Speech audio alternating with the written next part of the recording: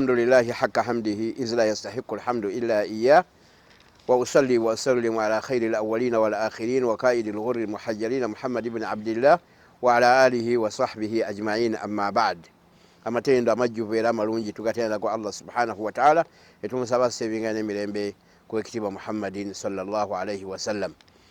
Mu kaseera kano njagala tujjukanyeeyo hadisi emu nga hadisi ya Aisha.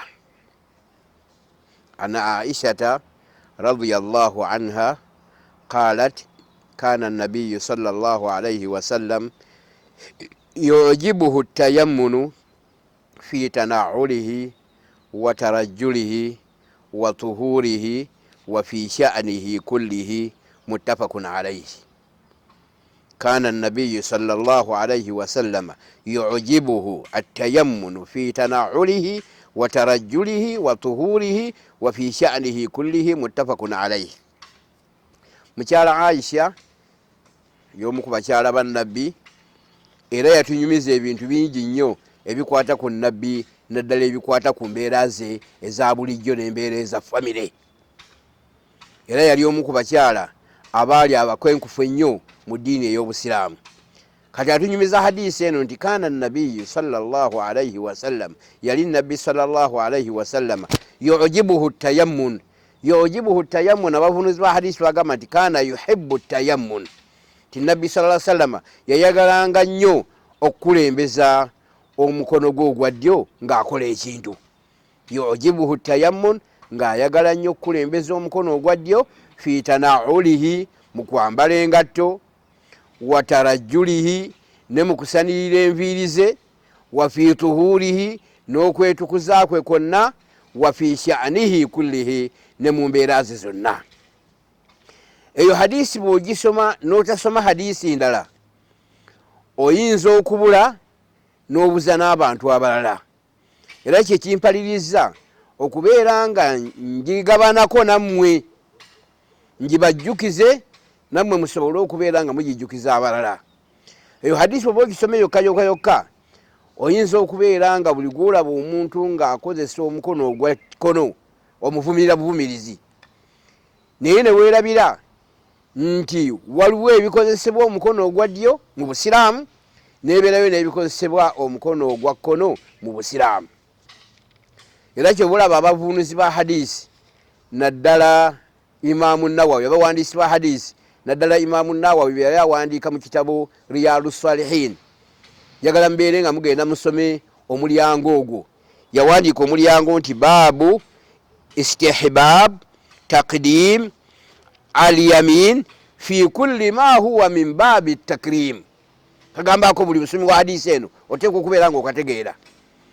Baabu guno mulyango, istihbabu ogulaga nti kirungi, takdimi istimalu lyamin, takdimi lyamin, okulembeza omukono ogwa ddyo, fi kulli ma huwa min babi takrimi wa tazyin, mu buli kikola kyonna kyonna ekirimu atakrim, okugulumiza, wa tazyin, n'okwewunda.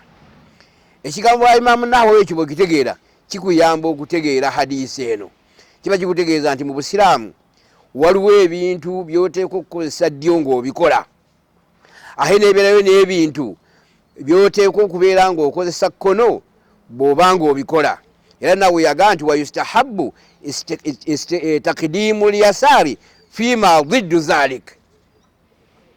Ate era kiri sunna okukozesa ddyo, okukozesa kkono mu ebyo ebintu ebiri ekyennyuma ekyabiri kyakoze eki kyayogedde.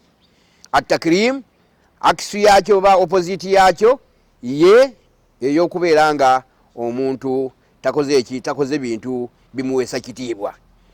Kati nebeera nga kikulu nnyo okubeera ng'omanya ng'omusomi wa hadisi eno nti nabbi mu bikolwa byonna byonna ebirungi yakozesanga omukono ogwa ddyo, n'abeerawo n'ebintu ebirala bye yatugamba tukozese omukono ogwa kkono. Era ngenda kumenyerako ebimu.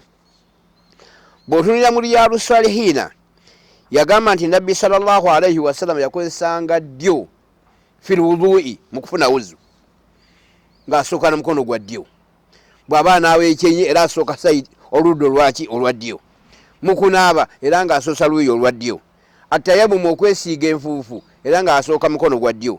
lubusu thawbi okwambala olugoye, wanaali n'okwambala engatto, wasalawiru n'empale era ng'asoosamu kugulu kwaki kwa ddyo, wadukhulul masjid era mukimanyi bulungi tuba tuyingira muzikiti tusoosamu mukono ogwaki ogwa ddyo, okugulu okwa ddyo, wasiwaako ne bwoosenya otandika n'omukono ogwaki, takrimul adhafir okusalako enjala osooka na mukono ogwa ddyo, kasu sharib okusalako gala amasulubu agabeera wano era osoosa sayidi eno yaki eya ddyo, assalaamu min assala mukimanyi bulungi naye tuba tutola salaamu tusooka na mukono gwaki gwa ddyo, natiful ibti bwobanga okuula obwoya buno bubeera wano mu nkwawa era bagamba tusooke na mukono gwaki gwa ddyo, wa halku ras nabwe kityo bwobanga obadde osala enviiri era olina okubeera ng'osoosa ne sayidi eyaki eya ddyo, ne al aklu washurub n'okulya tulina kuliisa mukono gwa ddyo, n'okunywa tulina kunywesa mukono gwa ddyo, wal musafaha ne bwoba okwata munno mu ngalo, wal khuruju min al khala ne bwoba ova mu nnyumba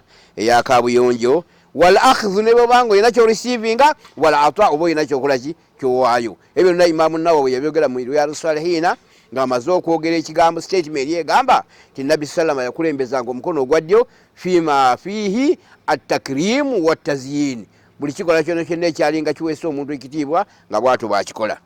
Era n'agamba nti ahe teweerabira nti waliwo ate ebirala bye yakozesanga omukono ogwaki ogwa ddyo, kati ng'okuyingira mu kayu yatugamba tusooseyo omukono gwa ddyo gwa kkono, okufuluma mu muzikiti tusoosaayo omukono gwa kkono nga tufuluma, okugyamu engatto osooka kugyamu ngatto ya kkono, okubeera ng'ojjamu omugulu gw'empale era olina kusooka kugyamu mugulu gwa kkono, okwambulamu olugoye era osooka sayidi yaki eya ddyo, alistinja abo banga oweerongoosa era okozesa mukono gwaki gwa kkono, nabwe kityo okuyonja ennyindo mutera okubeeramu obuntu obukwatiddemu ng'eminyira badde olina senyiga nabo batugambye tukozese mukono guno gwaki ogwa kkono.